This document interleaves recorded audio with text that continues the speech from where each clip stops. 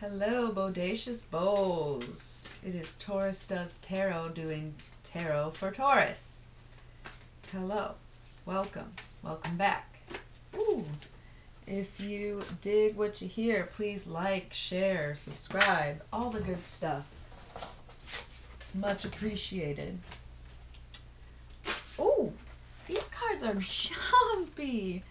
I was struggling to shuffle in the last read, but wow, Taurus has got some shit going on the plates. Alright, let's see what's good in the world of Taurus. Ooh, that's not so good, but we'll figure it out. They are jumpy, aren't they? Alright. Taurus, Taurus, Taurus, Taurus, Taurus. What is going on with Taurus? Tenacious Taurus. Tenacious? I think it's tenacious, and I don't even fully understand what that means. Alright. Hey, at least I don't lie, you know. Taurus, Taurus, Taurus, Taurus, Taurus, Taurus, Taurus. Okay. Take those two.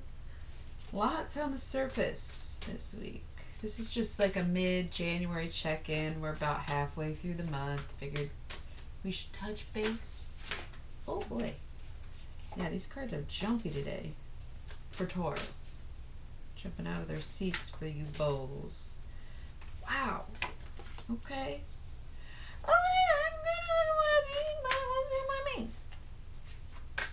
Okay, if it's just, I'm looking to get some core cards, some future cards, and some meditation cards, because we got our rundown.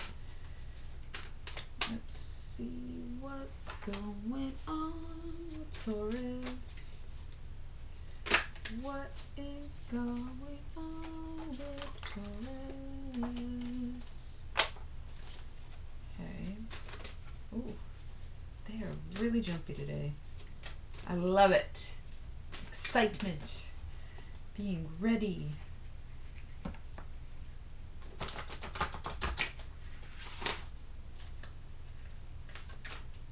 I am very, very looking forward to this reading right now. Ooh, here we go. Here we go. Here we go. Here we go. I'm still looking to get a few more cards. But looking good. Okay, so I need like 3 more cards. Perfect. Alright. We're going to call it a day. I'm going to shuffle one more time, see if we got another meditation card. Oh, we'll take it. Jump it. Alright. Shuffle one more time.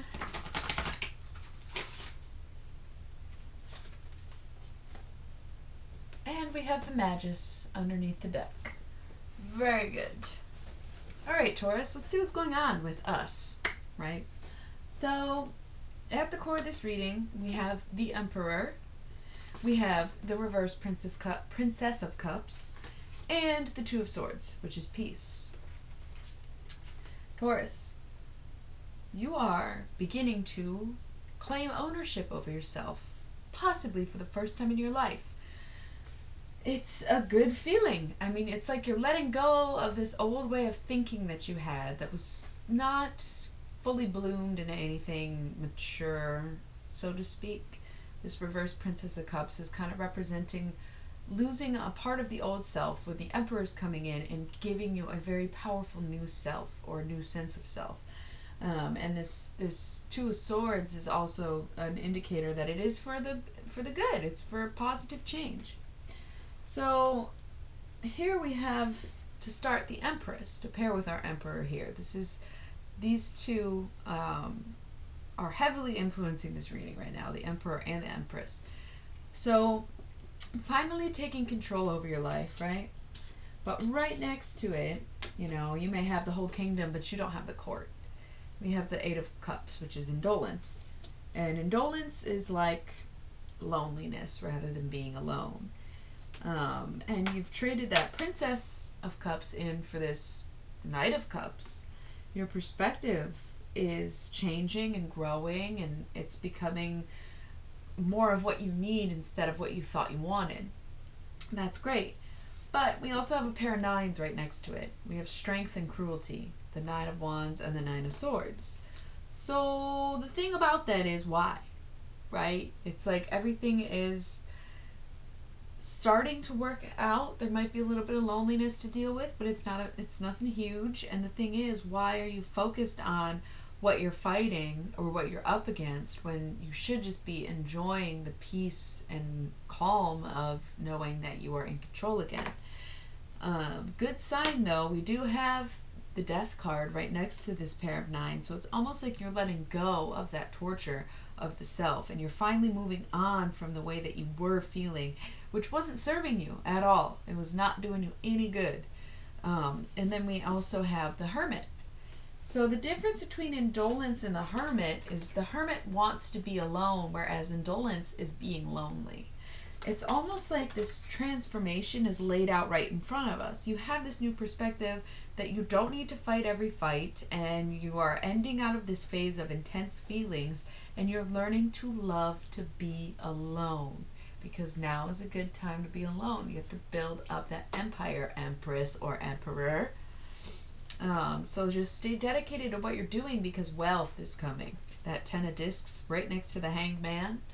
Keep doing what you're doing.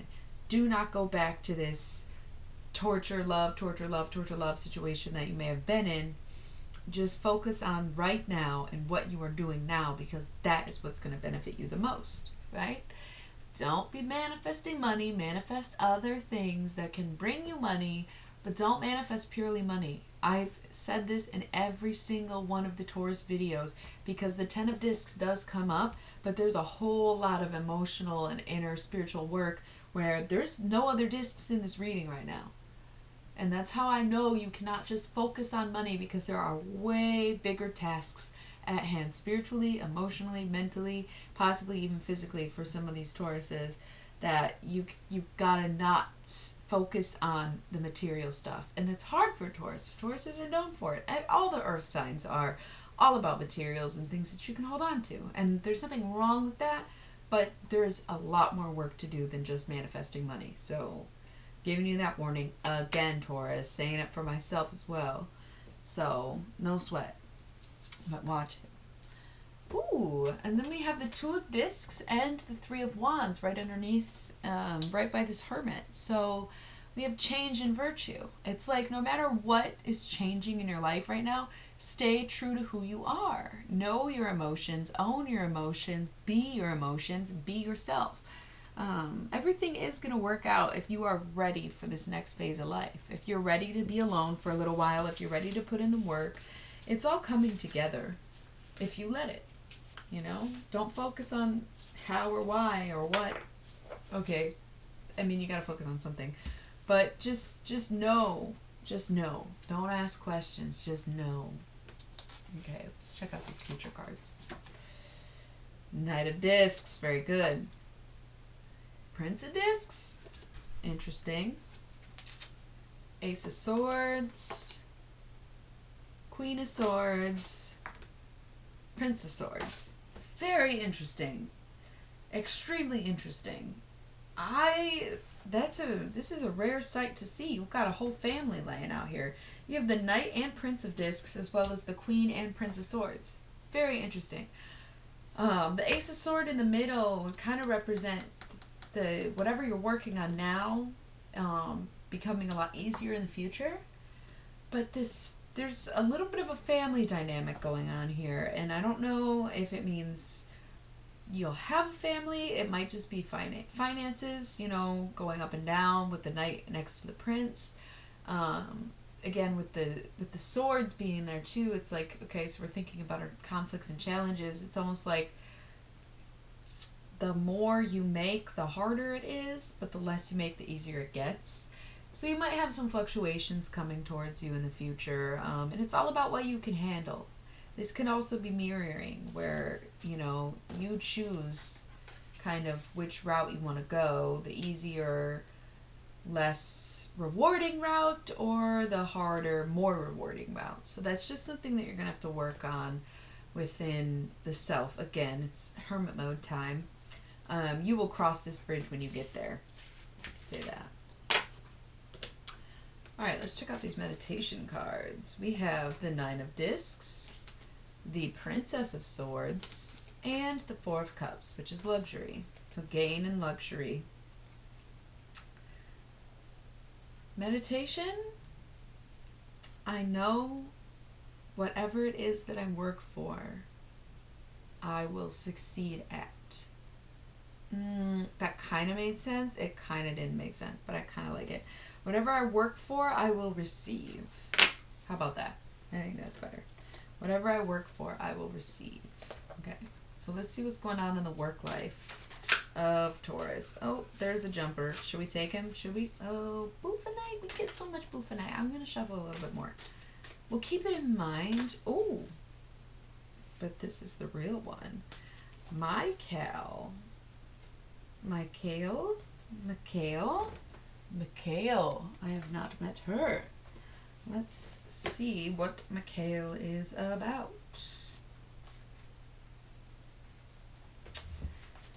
Okay, whew. To understand why such a tiny footnote in history is worth mentioning in a book of demons, we need to look at Mikhail's home, which would have been, or where Mikhail's home would have been located.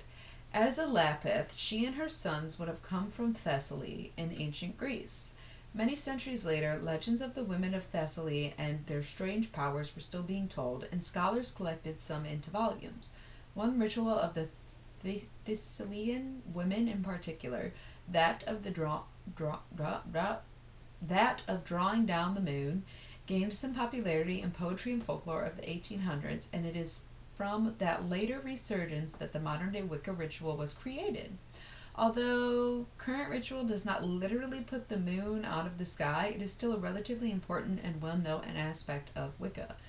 And it is a ritual that very likely would not exist in any form anymore if it were not for a few tiny written references from an ancient history, including 2 short lines about Michael, one of the few Thessalian sorceresses mentioned by name. Bit of a mouthful. My bad. I did not do a very good job reading that. Okay. Focus on opening yourself to greater power and reputation. Getting into Emperor mode. If you're at work and there's a chance for a promotion, go for it, Taurus. It's about time. You want that money? Work for it. It's all coming along greatly. Just allow it to, and just forget about the past and build for your future, but stay in the present. All right? So, little mid-month check-in. Maybe I'll catch you at the end of the month. Talk to you soon.